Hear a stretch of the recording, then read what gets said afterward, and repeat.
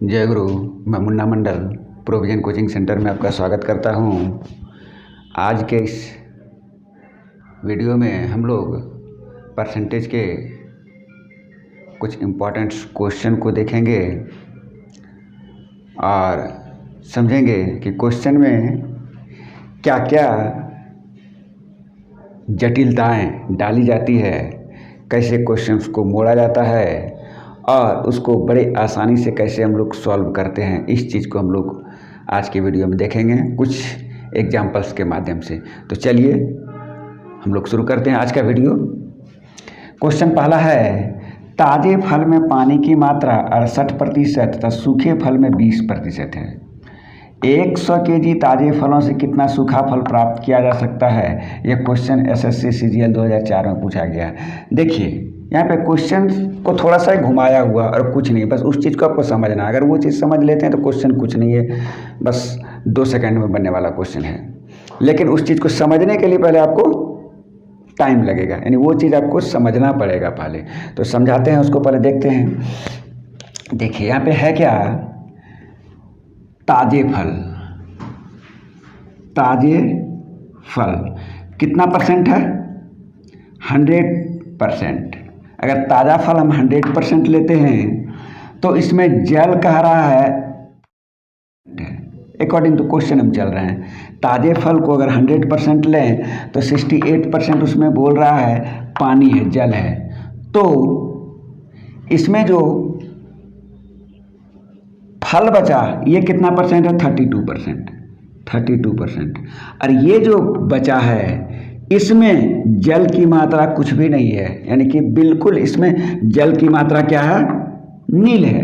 32% जो मेरा फल बचा है ये बिल्कुल जल रहित फल है। जल रहित फल है, इसमें जरा भी जल नहीं है। चलिए इस चीज़ को आपको समझना पड़ेगा। दूसरा यहाँ पे कह रहा है कि 100 केजी ताज़े फलों में कितना सूखा फल प्राप्त किया जाए? सूखे फल में 20% जल रहता है। देखिए सूखा फल जो है, अगर हम 100 केजी लें या परसेंटेज लें तो ये 100% लें तो इसमें कहा था 20% जल है। जल कितना है इसमें? 20%। और इसमें कितना बच रहा है आपका फल? 80%।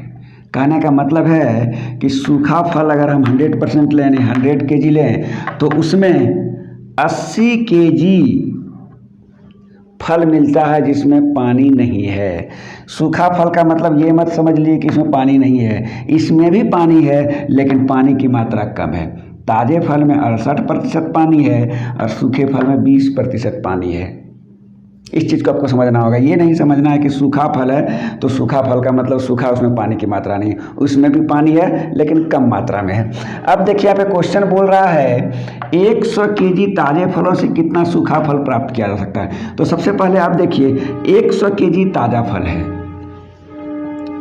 ताज़ा फल है ये 100 केजी, तो ताज़ा फल 100 केजी हो गया तो इसमें जल कितना हो जाएगा? 68%, यानी 68 केजी जल हो गया। तो इसमें फल कितना बचा? 32 केजी। ये है 32 केजी क्या है? फल है जिसमें पानी की मात्रा नहीं है, यानी जल रहित फल हो गया। ये जल रहित भी इसको कह सकते हैं, यानी कि जल की मात्रा बिल्कुल भी नहीं है। जल रहित फल, इसको समझाने के लिए लिख रहे हैं। ये सारा चीज़ लिखना जरूरी नहीं, डायरेक्ट आंसर इसका आ जाएगा, लेकिन समझाना जरूरी है। ताज़ा फल अगर 100 केजी लेते हैं तो उसमें जल रहित फल कितना मिलता है हमको? 32 केजी। अब देखिए कहता है कि हमको जल रहित फल नहीं, इससे कितना सूखा फल प्राप्त होगा ये हमको ज्ञात करना है। 100 केजी हम ताज़ा फल लिए हुए हैं, उसमें कितना सूखा फल प्राप्त होगा वो चीज़ ज्ञात करना है। तो सूखा फल कैसे प्राप्त करते हैं हम लोग? तो सूखा फल प्राप्त कितना होता है? तो देखिए सूखा फल में भी 20% जल है, यानी जल रहित फल यहाँ पे 80% है। जल रहित फल कितना है यहाँ पे? 80% है। और ताज़ा फल में जल रहित फल जिसमें पानी की मात्रा नहीं है 32 kg है, और सूखे फल में जल रहित फल जो है 80% है। इसका मतलब है कि अगर 80% जल रहित फल हमको मिलता है तो सूखा फल 100 है। अगर 80% हमको मिल रहा है यानी 80 kg अगर जल रहित फल हमको मिल जाए तो सूखा फल कितना है 100 kg। तो देखिए यहाँ से हम लोग निकाल लेते हैं, अगर 80 kg जल रहित फल हमको मिलता है तो सूखा फल कितना है 100 kg। अगर यहाँ से हम देखें ये 1 kg जल रहित फल हो जाए तो सूखा फल कितना हो जाएगा इतना। लेकिन यहाँ पे जल रहित फल कितना मिला है, ताजे फल से हमको जल रहित फल कितना मिला है 32 kg मिला है। तो इससे सूखा फल कितना यानी कि 20% जिसमें जल की मात्रा वो कितना हो जाएगा। तो एक एक नियम से हम लोग जानते हैं, फिर इसको ऐसे मल्टीप्लाई करेंगे तो ये मेरा निकल जाएगा 1 0 0 खत्म, 8 चौक 32, 4 गुना 10 40 kg। यानी ताज़ा फल अगर 100 kg है तो उसमें 40 kg सूखा फल प्राप्त होगा। इधर से अगर आप देखिए सूखा फल में 20% जल है तो 20% जल है मतलब 40 का 20% 8 हो जाएगा, 8 kg इसमें घटा दीजिए। सूखे फल में 8 kg पानी था, सूखा 40 kg फल में 8 kg पानी, इसको घटा देते हैं तो जल रहित फल कितना हो जाएगा 32 kg। देखिए तो 100 kg ताजे फल से 32 kg जल हम लोग निकाल लिए। तो इस तरीके से आपको बनाना है, यहाँ पे करना कुछ नहीं है, सीधा सीधी आपको देखिए समझाने के लिए इतना सारा चीज़ समझा दे। अब शॉर्टकट में इसको बनाते कैसे, ताजे फल में 32 kg जल है, 32 kg जल रहित फल है, और ये मेरा जल रहित फल जो है सूखे फल का 80% होता है, सूखे फल का 80% होता है, मतलब सूखा फल का ये 80% है। तो 80% है तो इसको 80 से डिवाइड कर दिए, 1% निकल गया। देखिए यहाँ पे 32/80 हो जाता, ये 1% होता है, इसको हम लोग 100 से गुना कर देते हैं तो 100% निकल जाता है सूखा फल, बस यही निकल गया 40 kg। ऐसे हम लोग शॉर्ट में इसको सॉल्व कर सकते हैं। चलिए नेक्स्ट क्वेश्चन को हम लोग देखते हैं। एक विधानसभा के चुनाव में एक उम्मीदवार को कुल वैध मतों के 55% मत मिले। ध्यान देना है यहाँ पे वैध और अवैध क्या होता है। वैध मतलब क्या होता है और अवैध मतलब वोट डाले जाते हैं तो उसमें वोटों में कुछ गड़बड़ी हो जाती है जिसके कारण उसको रद्द कर दिया जाता है। गड़बड़ी जैसे स्टाम्प मारने में कहीं इधर उधर हो गया या फट गया या एक से ज़्यादा स्टाम्प पड़ गया तो वैसे मत को अवैध घोषित कर दिया जाता है, रद्द कर दिया जाता है। तो डाले गए मतों में से वैसे मत जो अवैध होते हैं, रद्द होते हैं, उसको हटा दिए जाते हैं, शेष जो बचते हैं उसे वैध मत कहा जाता है। तो चलिए कहता कुल वैध मतों के 55% मत मिले, उसमें कुल मतों के 2% मत अवैध घोषित कर दिए गए। तदनुसार यदि कुल मतदाताओं की संख्या 1,04,000 हो तो उस उम्मीदवार के पक्ष में कितने वैध मत पड़े। तो सबसे पहले हम लोग क्वेश्चन इधर से शुरू करेंगे। यदि कुल मतदाताओं की संख्या इतनी, कुल मतदाताओं की संख्या इतनी है तो यहाँ पे हम लोग लिखेंगे कुल मतदाताओं की संख्या, यहाँ पे लिखते हैं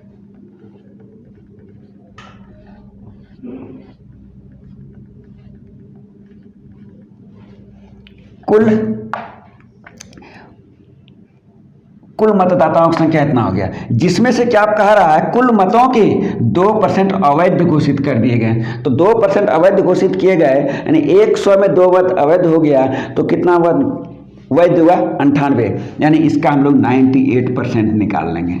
98% ये क्या हो गया मेरा वैध मत हो गया। ये हो गया डाले गए कुल मत जिसमें 2% अवैध है तो 2% को हम घटा देते हैं तो 98% निकल गए। 98/100 से मल्टीप्लाई करें, ये हो गया वैध मत। अब आगे देखिए क्या बोलता है, एक उम्मीदवार को कुल वैध मतों के 55% मत मिले। अब ये मेरा वैध मत हुआ, ये डाले गए मत हुआ, इसमें 2% को घटा दिया, ये मेरा वैध मत हो गया और इसका 55% उसको मिल रहा है। तो 55% में 55/100। अब इसको सॉल्व कर देंगे, इसका आंसर आ जाएगा। देखिए 2 0 यहाँ से कट गया, 1 0 यहाँ से कट गया, ये हो जाएगा 5 दूनी 10, ये हो जाएगा 11 5 55, इसको कटा दीजिएगा तो ये हो जाएगा 49। अब इसको आप गुना करते हैं तो यहाँ पे हो जाता है, देखिए इसको हम लोग गुना करते हैं, इसको गुना करते हैं, फिर इसको गुना करते हैं, लंबा हो जाएगा, इससे इसको हम लोग गुना कर लेते हैं। 49 गुना 4 196, बच गया 19, फिर 49 को 0 से गुना किए जीरो, जीरो में 19 जोड़ेंगे 19, 9 बच गया 1, 49 गुना 1, 49 और 1 हाथ में था 50। इसको हमको गुना करना है 11 से। देखिए इसको गुना करके हम लोग लिख देते हैं 11 छक 66, बच गया 6, 1 9 99, 6 105, बच गया 10, 11 गुना जीरो जीरो, 10 था तो जीरो आ गया, 1 बच गया, 11 5 55, 1 56।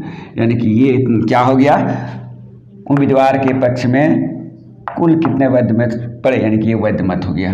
उम्मीदवार के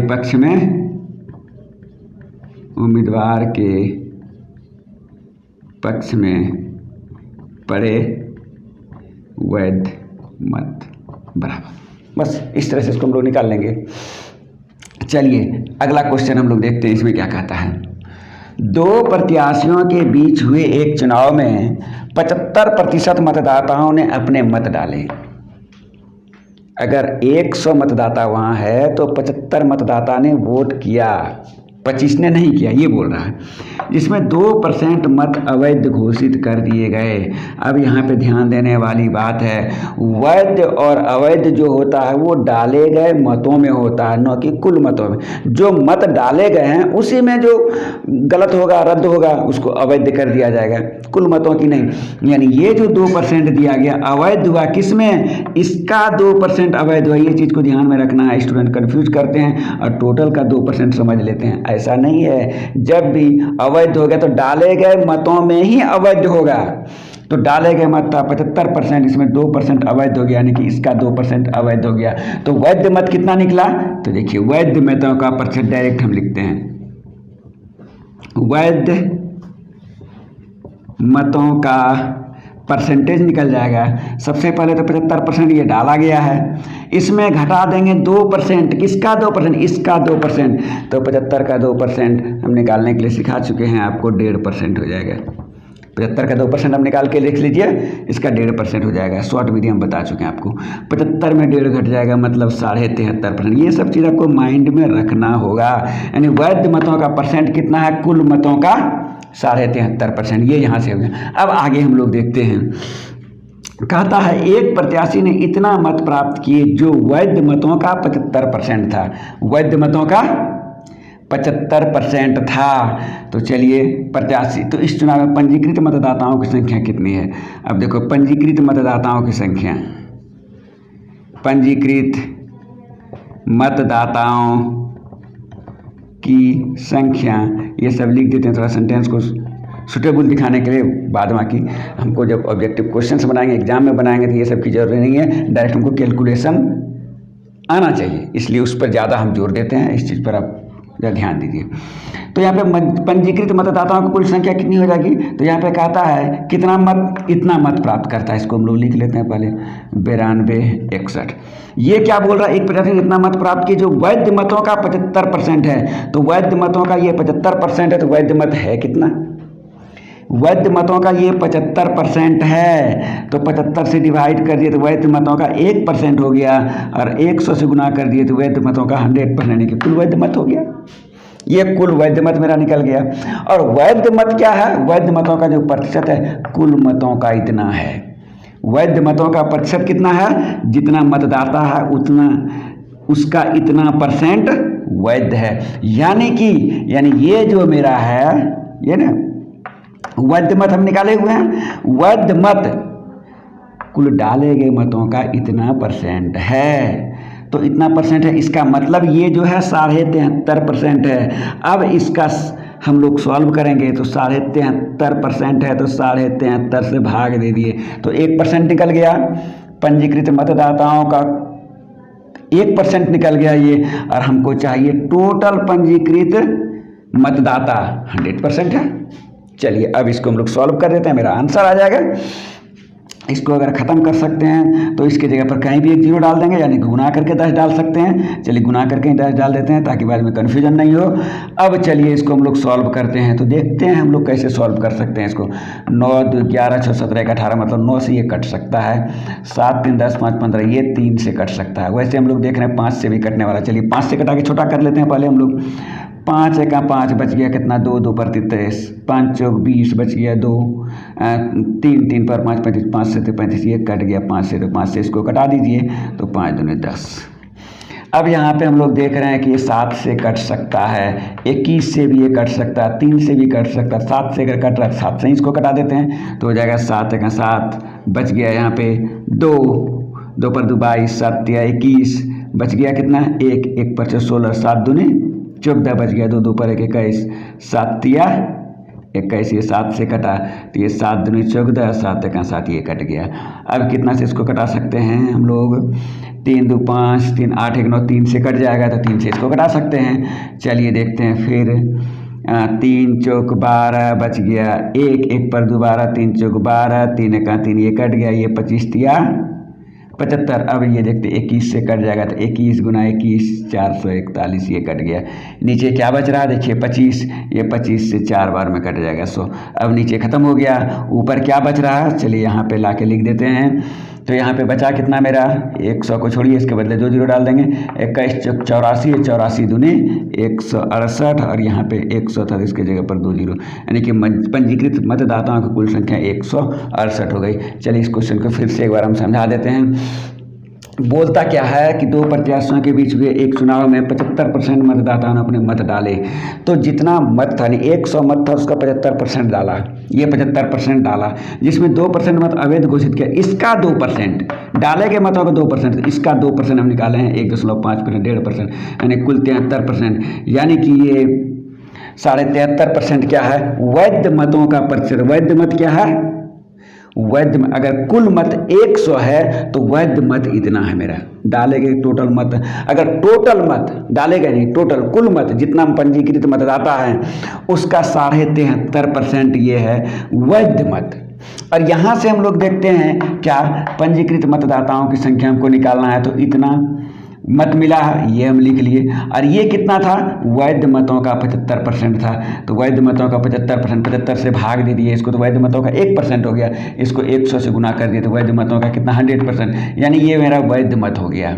और वैध मत कितना है कुल पंजीकृत मतों का 73.5%, तो ये मेरा 73.5% हो गया। फिर 73.5 से भाग दिए तो निकल गया 1%, और इसको 100 से गुना कर दिया 100%, मतलब पंजीकृत मतदाताओं की कुल संख्या हो गई।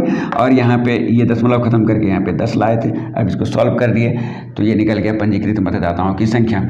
एक जरा सा फिर से इसको हम एक बार समझा देते हैं, चूँकि ये बहुत इंपॉर्टेंट क्वेश्चन है, थोड़ा सा इस क्वेश्चन में ट्विस्ट है, इसलिए फिर से एक बार हम रिपीट कर देते हैं कि ताज़े फल अगर 100% यानी 100 kg लेते हैं तो वहाँ पे बोला कि 68% पानी, यानी कि 32% बच जाता है, जिसमें बिल्कुल पानी की मात्रा नहीं है, यानी कि पानी की मात्रा उसमें 0 है, यानी नील है। और सूखा फल अगर 100 kg लेते हैं तो उसमें भी 20 kg पानी बचता है, और इसमें सूखा फल जो बचे इसमें 80% फल ऐसा बचेगा जिसमें कि जल की मात्रा नील है। तो कंफ्यूज करने वाली बात यहाँ पे तो सूखा फल हम लोग समझ लेते हैं, सूखा फल मतलब जल की मात्रा उसमें नहीं है, ऐसा नहीं है, सूखे फल में भी जल की मात्रा होती है लेकिन जल की मात्रा उसमें कम है। अब कहता कि ताज़ा फल 100 kg हम लेते हैं तो 100 kg ताज़ा फल से 32 kg ऐसा फल प्राप्त करेंगे जिसमें कि जल नहीं हो, यानी जल रहित हो। अब हमको इस 32 kg तो जल रहित जल हमको मिल गया, लेकिन हमको कहता कि कितना सूखा फल मिलेगा, यानी कि इससे हम लोग कितना फल प्राप्त करेंगे जिसमें कि 20% पानी हो, यानी 20% माइनस करने के बाद ये बचे, तो 20% माइनस करने के बाद ये बचता है, इसका मतलब ये 80% उसका होगा। तो देखिए इसको इसी को हम लोग डायरेक्ट कर देते हैं, ये 32 kg है, ये मेरा 80% है सूखे फल का, ये 80%, 80 से डिवाइड कर दिए, हमको सूखा फल ज्ञात करना है, तो सूखा फल कितना हो जाएगा 100%, तो 80 से डिवाइड कर 100 से मल्टीप्लाई कर दिए, यानी 40 kg सूखा फल मिलेगा। इधर से भी आप चेक करके देख लीजिए, तो 40 सूखे फल में 20% क्या होता है पानी होता है, तो 40 kg का 20% निकालिए 8 kg हो गया, 8 kg आप इसमें माइनस कर दीजिए, तो 40 kg में 8 kg माइनस कर दिए, यानी 32 kg हमको क्या मिला जल रहित फल, यानी ये चीज़ मिल गया। यानी ताजे फल 100% हो तो 32 kg हमको जल रहित फल मिल गया। इस चीज़ को ध्यान में रखना, बस ध्यान में यही चीज़ रखना है, सूखा फल में भी पानी है और वो 20% है, ये कन्फ्यूजन नहीं करना, सूखा फल का मतलब उसमें पानी है ही नहीं, बस यही पे यहाँ पे कन्फ्यूजन होता है। चलिए आज के वीडियो में हम इतने ये क्वेश्चंस को बड़े आसानी से समझाने की कोशिश किए हैं, और हमको लगता है कि परसेंटेज का जितना भी इम्पोर्टेंट क्वेश्चन होता है, जितने भी टाइप्स के क्वेश्चंस होते हैं, मैंने एक एक करके प्रत्येक वीडियो में सबको बताने की कोशिश की है। अगर इसमें से भी कुछ क्वेश्चंस किसी को कहीं कुछ डाउट लगता है या फिर ऐसा लगता है कि कुछ क्वेश्चन छूट गया, तो वो हमको कमेंट करके बता सकते हैं ताकि मैं इस पर आगे वीडियो बनाऊँ। लेकिन मेरे ख्याल से जितने इंपॉर्टेंट टाइप के क्वेश्चंस होते थे जो एग्जाम में पूछे जाते हैं, वो मैंने कवर कर लिया है। और आज के बाद हम लोग नेक्स्ट वीडियो में कुछ नेक्स्ट चैप्टर को देखेंगे।